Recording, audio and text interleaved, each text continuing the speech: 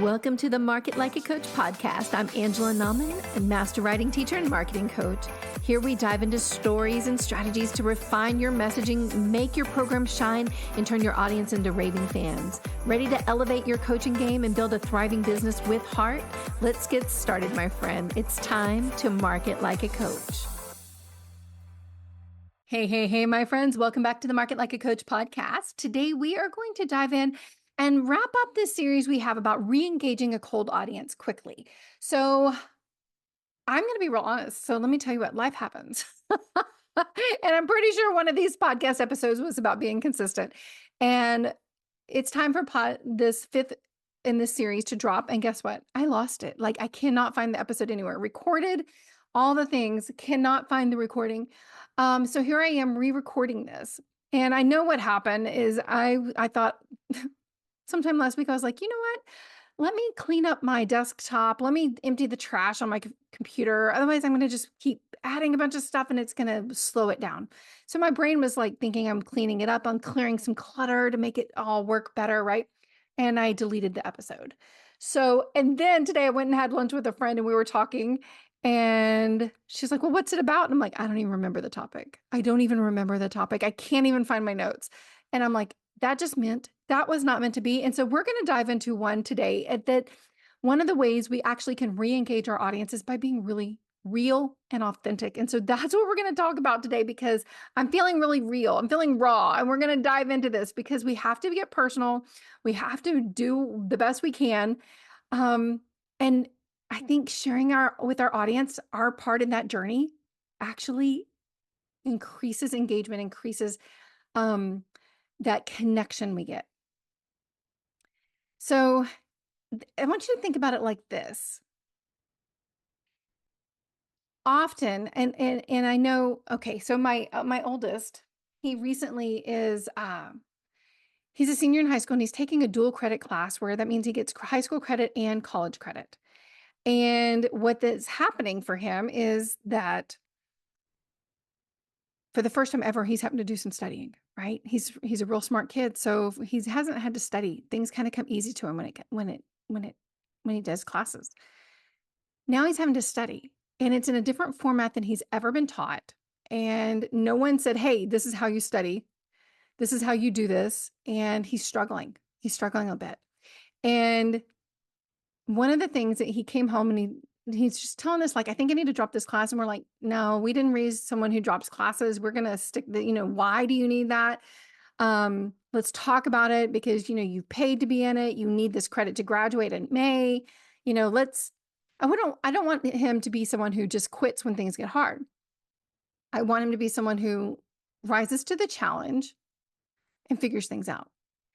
And so here we are, that happens. And then like a few days later, he comes in and I'm like, how are you doing in that class? He's like, well, I had an 87 and now I've got a 49. And I'm like, what is going on? And what happened is he forgot to take a quiz. And of course you can't make that up. Right now, this teacher, after an email with her and reading the syllabus, she does something where later on she'll drop the lowest grade and he can replace a quiz grade with the final grade. Like, so if he makes a 90 on the final, he can, replace it there. But and so I think he'll be fine. But as we're doing this, what I came to realize is he's like, they don't even teach in this class. He was so looking for everything to be handed to him. He hadn't taken time to familiarize himself with everything in it, or he thought he had, but he was overwhelmed every time he went in it. And so what happened is he didn't even know where the video lessons were. So the guy had made it the first 6 weeks with just not even video lessons to figure out the content. And he had an 87. So we found that we're figuring things out. Like, he did a quiz yesterday and got a 90 something on it. So he's going to be fine. But he had to get real and he had to learn, like, his professor, unlike his high school teachers, didn't care about being personal with him and wasn't concerned with any of the things going on with him. So that's happening. So that was happening last week. It's homecoming week. So every night of the week, we're in Texas. So homecoming is a super big deal. Every night of the week, there was some kind of activity going on. Bonfire, parade, football game, junior high football game that the younger ones playing at, all that kind of stuff. So That's happening on top of it. Then, my friends, my air went out. Then my AC went out. We got that replaced. 3 days later, the brand new unit went out, right? Oh, I can't make this up. It really, and so out of like that, I don't know, it's like 7 or 8 days, we didn't even have AC. Have the days, same days that we have the high schooler coming home, failing this class, and he's never failed a class, the homecoming, all the homecoming activities. It felt really overwhelming. And it was during that time I was just like, that apparently I deleted the episode that was going to post today. And all that happens. And I'm looking at my calendar going, I can't see when I can get anything done. And ended up taking up some events out of my calendar for November, October, November, and December, and really simplifying things down. Hired a VA to help with some things.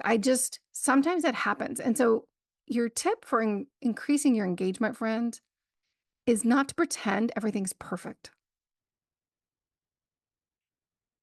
My clients tell me all the time that they love that I share real things with them, that I share like that I had all these plans. I was going to run a Black Friday special. No, I was going to run in October a workshop for how to run a really great Black Friday and it convert good. And I'm still doing the workshop, but only for my clients. Only for my clients. Why?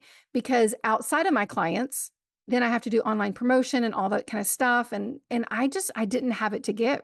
The AC was out. The kid was needing extra time and attention. Like we had to not just say, you do better. I had to get in the class with him into the online course and show him where to find things, help him learn how to use that online textbook because he hasn't had that. How do we take notes? He's never had to do that. Kid's just ridiculously smart. So he hadn't had to do all this stuff. But week 2, coming in this week, it's all working out. But I had to spend time. I had to shift my focus off of some business things and goals that I'd had and reevaluate and put my family first. I still had to make sure I had my prayer time, my daily time, going to church, all those things I do so that I'm not just crazy woman, right? Like that had to happen. And so all this is happening, and I'm here to tell you that is the things it's okay to share. Now, you don't want to share like everything's falling apart all the time. That's not only kind of content we put out, but it is perfectly good and acceptable to share real life, to cancel the event and change it to another day. It's perfectly good to, I'd even had emails go out about the Black Friday and someone reached out to me and I just said, hey, yeah, I'm not doing that. I'm only doing it for clients, but if you're interested, I'll let you in the door. Right. It's okay to change things and just be real upfront with your audience about, hey, this is what's happening. Life is hitting us hard and I don't have air conditioner and I have to do something different so that I'm not a crazy person, because guess what? My clients don't want me crazy. You guys don't want me crazy. We get to do the other things. And on top of it all, like we still want to be happy, right? And not anxious and nervous and all those things that come when we can do too much for ourselves. And that's what I get. I get anxious and nervous about things. So I don't want that. I want to keep my prayer time. I want to prioritize that so that I'm not crazy and a mean witch to my family, right? Those kinds of things. So being authentic. Now, here's what I want to tell you about being authentic when it comes to engagement. It's not Debbie Downer. It's not woe is me. It's like, you're not going to believe this happened and I can't believe it happened, but it's the inspirational side of it. But life goes on and it's all going to be okay. Right? I'll tell you guys, even when our AC was out and we were on like the 3rd visit from the AC guy and the new unit has stopped working. And it's another $2,000 to fix whatever on top of the 4, 6 or whatever we'd already paid. And it was one of those times where I just really had to dig deep inside to find gratitude, right? Because it was that or cry. And I cried some. Why? Because man, there's so much going on. I just had a lot of emotions going on. And especially when things feel out of your control, right? Like I couldn't control the 17-year-old and I can't make him learn. I can't open his head up and make him learn. I can't make the AC work. I have no clue how to do that.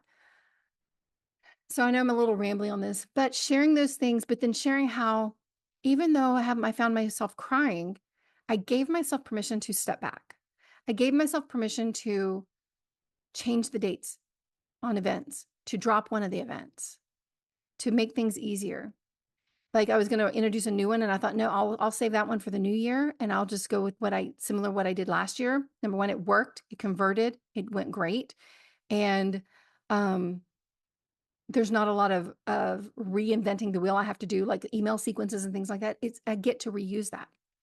And even today, like I even shared, and I'll share this with you. Like I said something about I'm recording this on Monday, and this is coming out Tuesday. I said something in the Connect Facebook group. If you're not in there, the Connect Market Like a Coach Facebook group. I said something in there like about your Monday morning content lifesaver. Like you have a big to-do list. Life happens and we get to create content. Some days it feels heavy, some days it feels light. But you're not alone. Everybody's there. Everybody has life happen. And I just want to remind you, what you can do is and you can hear someone coming in, banging around. I don't have the door shut, so hopefully you can't hear it all. That you get to repurpose things and let it work for you again. You already have a treasure chest of content that you have put out for years, right? You don't have to reinvent the wheel every day. You don't. So you can, this is what I want you to know, like repurposing isn't repeating. You can still keep it very authentic and very you. Just pull up the old message, find something that worked pretty good before, update it, be authentic. Like, hey, I had a different tip for you, but I'm gonna share this one that you had that I shared with you 6 months ago, because number one, it's a really good tip, and number two, life happened today. And so here's what I got for you. That's authentic. That's authentic. And plus, here's the thing. You're gonna catch someone new that hadn't seen it last time, and you get to hammer home the point for those that really just need to hear it one more time. Right? So it's a very powerful thing to be authentic, to let life happen, and to make the adjustments and not pretend it's all perfect all the time. You get to be you. And we can go deeper into authentic could also go into our languaging and the examples we use, the stories we tell. That's 12 other podcasts. But today I just want to say, hey, it's safe to be you. It's safe to make changes and not pretend that everything's perfect all the time will bring your audience closer to you, because guess what? Their life isn't perfect all the time either. Okay, that's my little rambling of a podcast for you today. I am going to tell you more about all the good things next week. I will be back. So until then, my friend, remember, you are a coach and you get to market like one too.